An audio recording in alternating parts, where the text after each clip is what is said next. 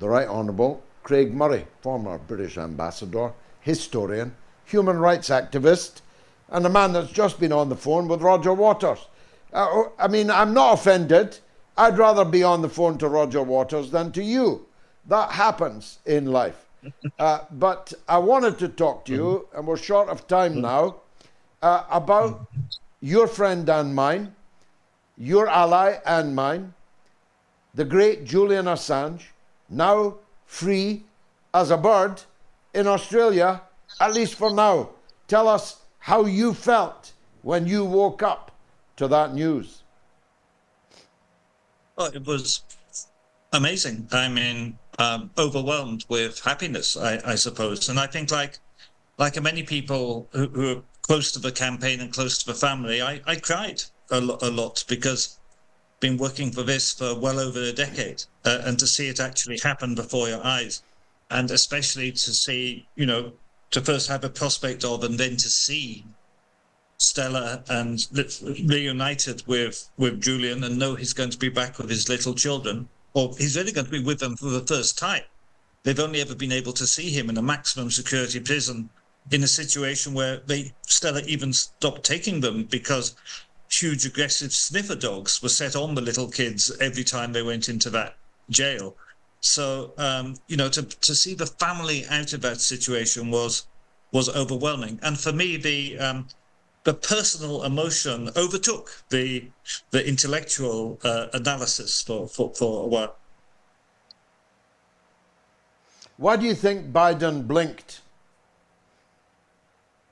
Well, this is a victory for the people. You know, this is a victory for all of those, including you and including me and including probably almost all of your listeners who did anything in the campaign for Julian over the years. And we swung round public opinion, and we did that in the teeth of vicious opposition and vicious gutter press smear stories from the mainstream media, who occasionally would do a pearl-clutching editorial about freedom of the press, but concentrated on character destruction of Julian to attempt to justify what was happening to him. So Biden had to do this because exactly the same people, the same demographic, which has been totally alienated by his support for genocide in Gaza, was being still further alienated by the notion of Julian Assange arriving in Washington in chains and the public ditching of the First Amendment. So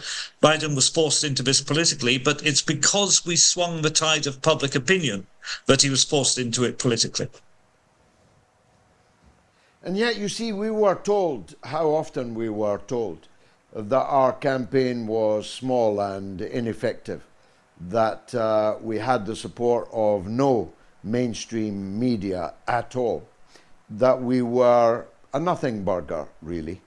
And yet now it is claimed, was claimed on this very show this evening, that Joe Biden's #1 re-election policy will be that he freed Julian Assange, and that he'll come out swinging in the presidential debates tomorrow to say, I'm the man that saved free speech and freed Julian Assange. So it turns out we weren't ineffective after all. Well, we certainly weren't ineffective after all, and it would be incredibly hypocritical of Biden to take that view. The chances of him remembering to say whatever it is he's been told to say appear to be fairly limited anyway, whatever the subject. But certainly it would be a piece of monumental hypocrisy. And of course, they've treated him on the basis of a ludicrous plea bargain. They're trying to have their cake and eat it, because of course they've actually attacked freedom of the speech, but freedom of the press, freedom of speech, by this plea bargain, coerced plea bargain deal, which nobody can take seriously, but which does set at least a lower court precedent for espionage charges being used against journalists. So really, there's no substance to that. But on the other hand, what else can Joe Biden come and put down as his achievements? Because that would be a very small list indeed. Now, with your great knowledge of the world as a former ambassador, foreign office official, truly a man of the world, a Renaissance man, had you ever heard of the little place in the Mariana Islands that Julian had to touch down in a private jet at his expense in order to go through the farce of pleading guilty to something that had already been agreed with the US Justice Department?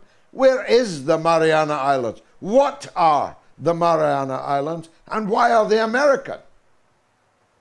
Well, I think this is a useful reminder that America is an empire, and wherever the Mariana Islands are, they need to be decolonized, and decolonized soon. And I think maybe the Americans have made a mistake here, because they're now going to start off a worldwide campaign for the decolonization of somewhere nobody had ever heard of. So that's something we can all work on next. Now, what happens next, Craig? A period of silence, no doubt, from Julian as he recovers his health and gets to know the children that he's only seen through a prison cell window. What happens? Does Julian retire now? Does WikiLeaks continue? How do we raise the $500,000 for Julian's private jet that the Americans ordered them to have? Well, Julian is a great intellect. I mean, I think he is one of the most profound thinkers of our time. He's not just a great journalist who changed the shape of journalism forever. He's genuinely a great intellect, and this notion of scientific journalism, by which you have to reference and prove what you are saying as though you were writing a scientific paper with reference to original documents, that kind of, and the use of encrypted coding with sources, the use of encrypted drop boxes, all that was fantastic innovation 15 years ago. It's pretty well old hat now, and there are lots of sort of WikiLeaks clones all over the place. So I hope my friend Christian at WikiLeaks won't be too upset if I say to him, I don't think WikiLeaks is cutting edge anymore. But Julian is a great intellect, and he will do something else. The last time I visited Julian in jail, I had a conversation with him about artificial intelligence and the implications of artificial intelligence. And I was astonished at the extent to which, on the grounds of articles people had printed out and posted to him and books he had read, which he was up to date with all the current debate on artificial intelligence. And of course, as always, the breadth of his intellect and the amount of thought he was putting into how to make this a boon to mankind and to avoid the dangers was truly impressive. So I think he will become a leader again in other fields of radical thought, and particularly radical thought in terms of limiting the power of state surveillance and control and the dangers of digital currency and all of that. So I think there's a huge field for Julian to be active in, and I think he'll be active and important. But I think to expect him to go back to what he was doing before would be mistaken. I don't think that is what he will do. WikiLeaks AI. Now, again, with your great historical knowledge, and I was talking about David Miliband just a moment ago, the extent to which the empire went over the last 25 years to extraordinarily rendition people, to put bags over their heads, to take them to black sites, to torture them and disappear them. All under, by the way, a Labour government here in Britain. You know all that they did. Is the Labour government in Australia trustworthy? Is Julian safe in Australia? Or ought he to look at moving elsewhere, in your view? I should start by saying I think Julian wants to live in Australia. That seems to be something he's been. I have had conversations with him over the years on where he would go next, and Australia, and he does view Australia as home. I think the attempts of the Australian government to claim credit today for having achieved what they were forced, kicking and screaming, to do against their will, forced by massive Australian public opinion, and which they dragged their heels over. They offered the Americans amazing new deals on submarine bases, on Australia paying for American controlled submarine fleets. They did all of that without making Julian's release a condition of anything. So I was slightly sickened by the Australian politicians jumping on the bandwagon and trying to claim credit today. Julian won't be safe anywhere. I mean, Julian isn't safe anywhere.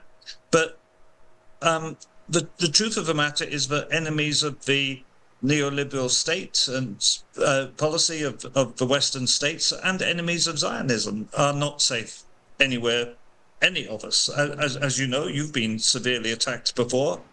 You're not safe, I'm not safe. None of us who are opposing the powers who run this world will ever really be safe. So I think the notion of safety is perhaps an elusive one.